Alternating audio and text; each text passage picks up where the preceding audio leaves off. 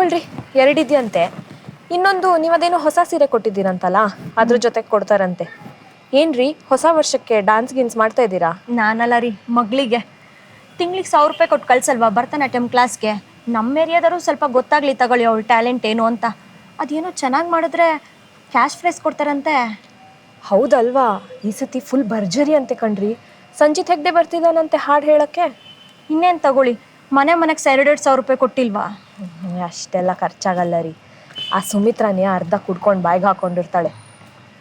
ಈ ಖಜಾಂಚಿನೂ ಅವಳೇ ಆಗ್ತಾಳೆ ಪ್ರತಿ ವರ್ಷ. ಕಳ್ಳಿ.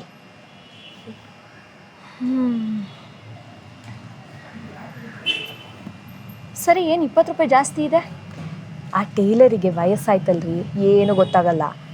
160 ಆಗಿತ್ತು, 200 ಕೊಟ್ಟರೆ 80 ವಾಪಸ್ ಕೊಟ್ಟ. ನಾನು ಯಾಕೆ ಹೇಳಕ್ಕೋಗ್ಲಿ, ಹಾಗೆ ಈಸ್ಕೊಂಡು ಬಂದೆ.